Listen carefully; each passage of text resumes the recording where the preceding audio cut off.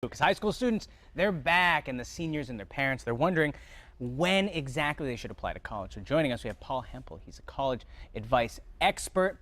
And it seems, just like the Christmas advertisements and the Christmas shopping, every year it's earlier and earlier and earlier that people want to apply to college. So when in the year should you start thinking about applying for college? Right this very moment. Right now. Right now. So everybody get a pen and pencil and start filling the applications out. Exactly. It's an advantage to apply early because the colleges are really impressed with students who do apply early. It demonstrates their interest in the school. And colleges like that because the whole application process is basically a courtship process. They smile and wink at the student with the mails and all of that, and the students smile and wink back with a phone call or an email or a college visit in that form. So that relationship starts. So the earlier that you apply, the more convinced the colleges are convinced that you're interested in coming, so it makes it easier for them to decide to take you. The other advantage is, of course, you get to learn when you're going to be accepted just before the holidays, mid-December, whereas if you're applying regular decision, you have to wait until the end of March. That's true. It's like Christmas coming early if you get accepted before the holidays. Oh, absolutely, it is, yeah. Now, not only is there regular admissions in this process, there's early action and early decision. So let's kind of break down some misconceptions. Let's talk early action first. What does it entail? Okay, early action basically means that you're going to be applying not later than November 1st or November 15th. You do have to check with the colleges to find out when the deadline is. You don't want to miss that deadline. And then what happens is they accept you, you are not committed to going to that school. So you're in essence engaged, to use the metaphor, but you're not married.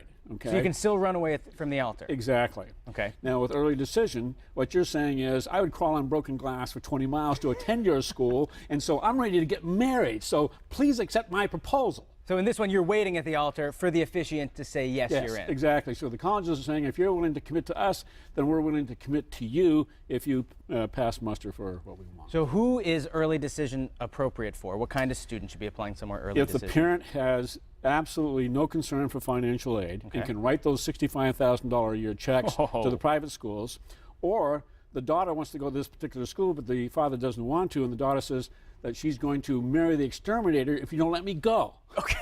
So that's how we know. That's how we know. Early decision. I don't recommend you apply early decision because it basically surrenders the leverage to, in essence, negotiate with the colleges by showing them other offers from other colleges. They say that they don't do that, but they do it all the time. It's behind the curtain stuff, which I'm kind of like buying a used car. Exactly. It seems like a whole lot of this. So it's really advantageous to apply early action because, for example, Middlebury last year accepted 35% of those who applied early action, but when they applied regular decision, they accepted only 19%. So it's advantageous to do this early action because it means, A, you have your act together ahead of time, but it also means that, you're not waiting with the rest of the crowd. So why is it that people do regular decision, then? Why wouldn't you just go everywhere early action? Well, applying early is usually made by students who are very talented. They're the best students typically. But those who apply regular decision, they're usually in the top 50% of their class or maybe in the mid part of their class.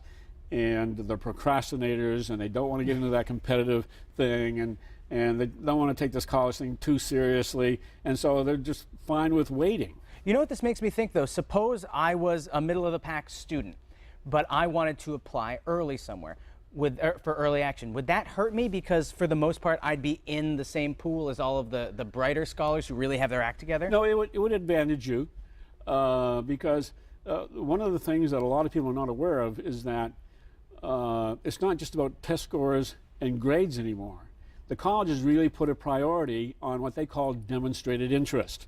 In other words, don't show up for one college visit, show up for 2 visits, because the first visit means, well, you had nothing else to do, so you showed up with your friends. It's the first date. But the second visit, wow, we have to take you seriously. You're really interested in coming here, so we're going to pay close attention to you. It's odd how this is both paralleling a relationship and a used car dealership. Exactly. A college, I think applying to college is a mix of both of these things. That's right. Now, lastly, if people, they don't have their act together yet and they're going to do regular decision, what do they need to know? Well, they really need to keep their grades up, apply not later than, let's say, February 1st, because that's typically the deadline for regular decision. And more than anything, don't miss that deadline, because unlike the IRS, they don't you can't file an extension with the colleges. You have to meet that deadline. Paul, always a pleasure having you here. Same here. Thank you so Thank much. I you. now look at the whole college application process completely differently. It's like a weird interaction with a used car salesman. Still to come, we're